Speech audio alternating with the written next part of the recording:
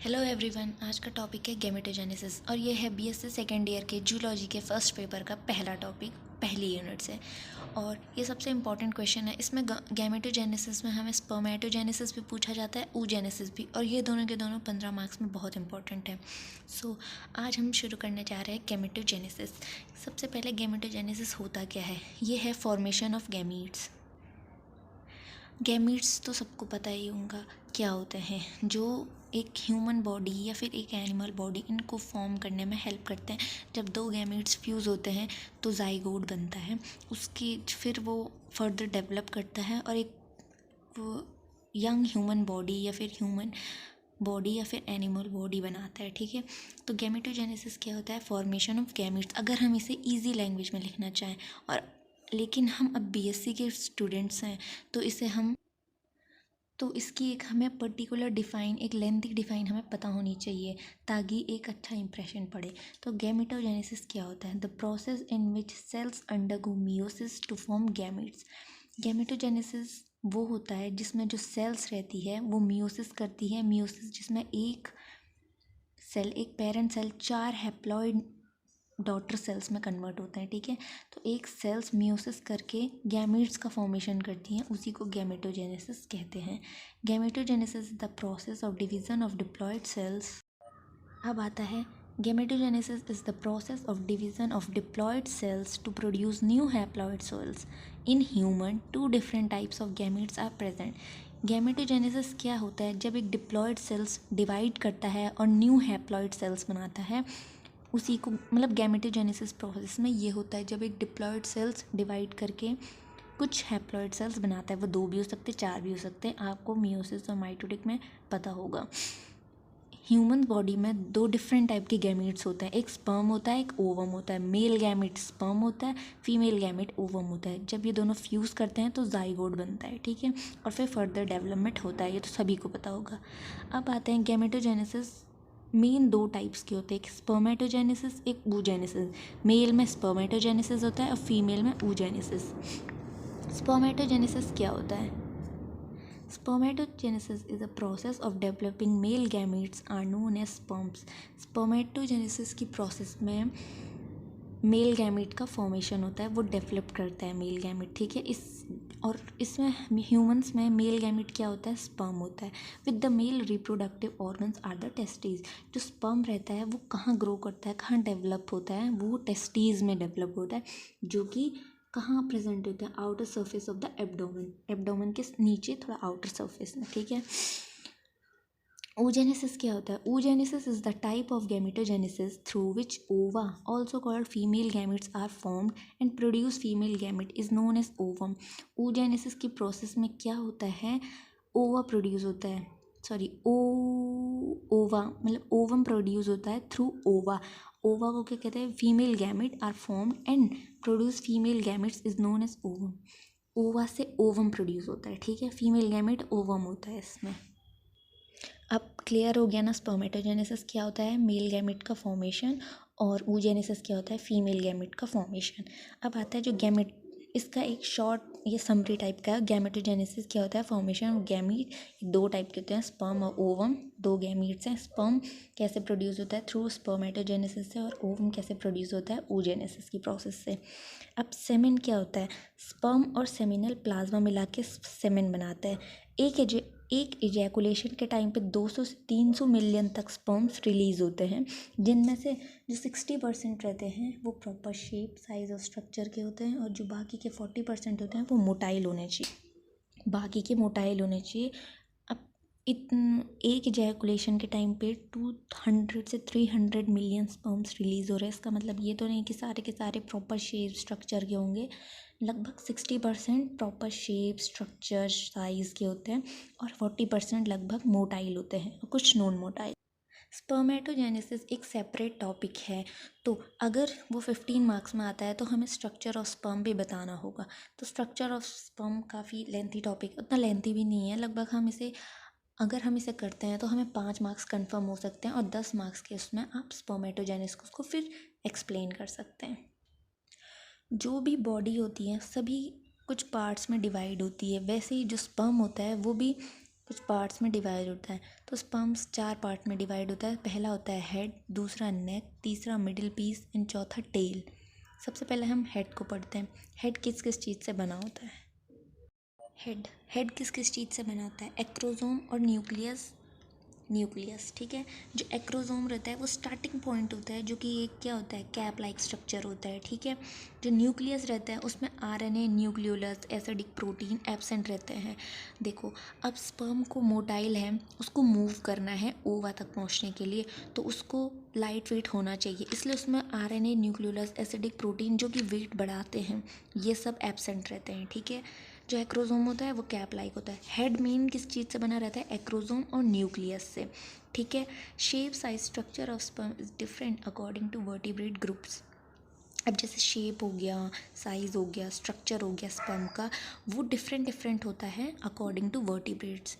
Different vertebrates में different type का sperm होगा। ठीक है। एक्रोसोम क्या होता है? Cap like structure on the tip part of the sperm and presence of Golgi body. जैसे एक डायग्राम में देख सकते हो, ये टिप पार्ट है, ये एक हमारा लाइट माइक्रोस्कोप में देखा गया है। ये टिप पार्ट पे एक्रोसोम होता है जिसमें गोल्गी बॉडीज प्रेजेंट होती है। कैप लाइक स्ट्रक्चर दिख रहा है ना आपको, इसको एक्रोसोम कहते हैं। ठीक है।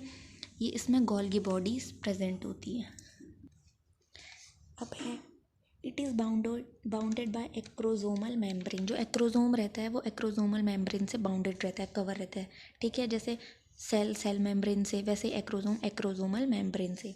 It contain acrosomal polysaccharide and enzymes. जो एक्रोसोम्स रहता है उसमें एक्रोसोमल पॉलीसेक्राइड जैसे गैलेक्टोज और फ्रक्टोज प्रेजेंट रहते हैं, और एंजाइम्स प्रेजेंट रहते हैं जैसे हाइड्रोलेज एंजाइम्स। इसके कुछ एग्जाम्पल है हाइलुरोनिडेज एंड एक्रोसिन एंजाइम। ये दोनों याद कर लेना, इंपॉर्टेंट है। एंजाइम, एक्रोसोम में एक्रोसोमल पॉलीसेक्राइड और एंजाइम्स प्रेजेंट होते हैं। एक्रोसोमल पॉलीसेक्राइड क्या होते हैं? गैलेक्टोज और फ्रक्टोज। और एंजाइम्स में क्या आते हैं? Hydrolase enzymes. जो एंजाइम्स रहते हैं वो लाइटिक एंजाइम्स प्रेजेंट रहते हैं। ठीक है। These are lytic enzymes. इनका फंक्शन क्या रहता है? एक सेल की मेम्ब्रेन को लाइसिस मतलब डिज़ोल्व कर देते हैं।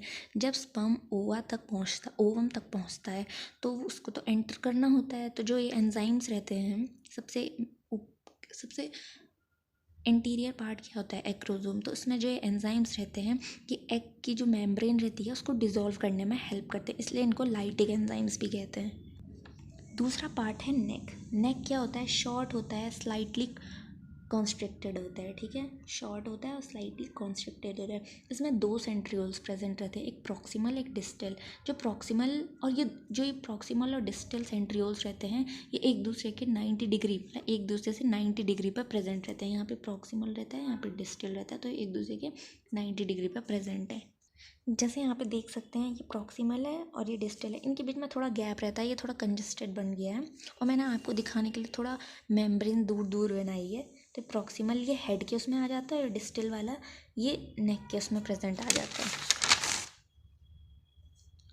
अब क्या होता है फंक्शन ऑफ प्रॉक्सिमल? जो ऊपर वाला है, हेड एक्रोसोम और न्यूक्लियस से बना रहता है, के साथ एक सेंट्रियोल, प्रॉक्सिमल सेंट्रियोल जिसे कहते हैं, वो भी एक सेल के अंदर पेनिट्रेट करता है। जब एक्रोसोम और मतलब जब पूरा का पूरा हेड एग के अंदर पेनिट्रेट करता है तो उस टाइम पे ये प्रॉक्सिमल सेंट्रियोल भी पूरे के पूरे अंदर चले जाता है, वो एग के अंदर पेनिट्रेट कर जाता है। और इसका फंक्शन क्या रहता है? जब फर्टिलाइजेशन होता है उसके बाद जाइगोट फॉर्मेशन होता है, जाइगोट फॉर्मेशन के बाद क्लीवेज होता है। तो क्लीवेज के टाइम पे जो स्पिंडल फाइबर्स प्रेजेंट होते हैं, ये आपने देखा होगा, यहाँ से ये स्पिंडल फाइबर्स ऐसे करके बनते हैं। तो उस टाइम पे ये सेंट्रियोल रहता है, इसको प्रॉक्सिमल सेंट्रियोल ही कहते हैं, जो स्पिंडल फाइबर बनाने में हेल्प करता है। ठीक है। उसके बाद आता है हमारा तीसरा पार्ट, मिडिल पीस। क्या होता है? जो मिडिल पीस रहता है वो सेंट्रियोल, जो डिस्टल सेंट्रियोल नीचे वाला सेंट्रियोल और माइट्रोकॉन्ड्रियल शीट और मैकेट से बना रहता है, इन 3 चीज़ों से फॉर्म होता है। ठीक है। जो मिडिल पीस रहता है उसमें माइटोकॉन्ड्रिया प्रेजेंट रहते हैं, जो स्पायरली प्रेजेंट रहते हैं, एक दूसरे के स्पायरली अरेंज रहते हैं, ऐसे ऐसे करके रहते हैं, ऐसे ऐसे ऐसे करके स्पायरली अरेंज रहते हैं। ऐसे हम ये ऐसे करके जो माइटोकॉन्ड्रिया है वो स्पायरली अरेंज है। अब इनका फंक्शन क्या है? एनर्जी प्रोवाइड करते हैं ये स्पर्म को। ठीक है। इसमें ऑक्सीडेटिव राइलेशन प्रेजेंट होता है जो एटीपी फॉर्मेशन में हेल्प करता है और वो स्पर्म को मोटिलिटी प्रोवाइड कराता है, ठीक है। अब जो डिस्टल सेंट्रियोल है वो can be included under the middle piece of sperm. जो ये डिस्टल सेंट्रियोल है वो मिडिल पीस के अंडर हम ले सकते हैं उसको, और जो हमारा प्रॉक्सिमल सेंट्रियोल है वो हम हेड के अंडर लेते हैं, लेकिन ये दोनों प्रेजेंट आते हैं, नेक में प्रेजेंट रहते हैं, ठीक है। अब जो ये मैकेट रहता है थोड़ा, मैकेट क्या होता है, जो स्पाइरली अरेंज माइटोकॉन्ड्रिया हैं उसके बाहर जो साइटोप्लाज्म रहता है वो कंडेंस होकर एक स्ट्रक्चर बनाता है जिसे मैकेट कहते हैं। अब जो माइटोकॉन्ड्रियल शीट और जो मैकेट रहते हैं वो मिलकर मिडिल पीस का फॉर्मेशन करते हैं, ठीक है। अब एक्सियल फिलामेंट क्या होते हैं? एक्सियल फिलामेंट इज प्रेजेंट जो टेल तक जाते हैं and it's arrangement is about 9 जो एक्सियल फिलामेंट रहते हैं वो मिडिल पीस से शुरू होके टेल के मिडिल तक फॉर्म होते रहते हैं।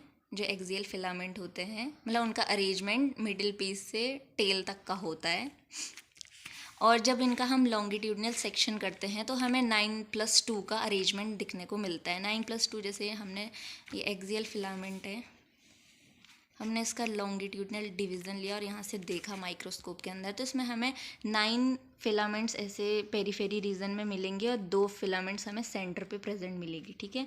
इसलिए 9+2 का अरेंजमेंट शो करता है एक्सियल फिलामेंट। अब जो चौथा पार्ट है वो है टेल। जो टेल रहता है उसका जो सेंटर प्लेयर रहता है, टेल में एक्सियल फाइबर्स प्रेजेंट रहते हैं जो कि प्लाज्मा मेम्ब्रेन से सराउंडेड रहते हैं और 9+2 का अरेंजमेंट शो करते हैं, जिसमें जो 9 फाइबर्स रहते हैं वो मतलब फिलामेंट्स हैं वो पेरीफेरी रीजन में और 2 सेंटर रीजन में प्रेजेंट होते हैं। अब ये है स्पर्म का डायग्राम। ये है एक्रोजोम जिसमें गोल्गी बॉडी प्रेजेंट है, फिर इसके बाहर प्लाज्मा मेम्ब्रेन प्रेजेंट है, और ये जो हमारा ये न्यूक्लियस हेड पार्ट में ही आता है, इसमें क्रोमोसोमल मटेरियल प्रेजेंट है, और ये नेक पार्ट है जिसमें प्रॉक्सिमल सेंट्रियोल जो कि जिसका फंक्शन हेड के साथ रहता है, और ये डिस्टल सेंट्रियोल जिसका फंक्शन मिडिल पीस के साथ रहता है, और ये माइटोकॉन्ड्रिया प्रेजेंट है जो स्पाइरली अरेंज है एक दूसरे के साथ। ये टेल है और ये एक्सियल फिलामेंट्स हैं जो कि मिडिल पीस से होते हुए टेल के मिडिल तक अरेंज रहते हैं एक दूसरे से, और 9+2 का अरेंजमेंट शो करते हैं, और ये टेल सबसे आखिरी का पार्ट जो स्पर्म को मूवेबल बनाता है, मोटाइल बनाता है।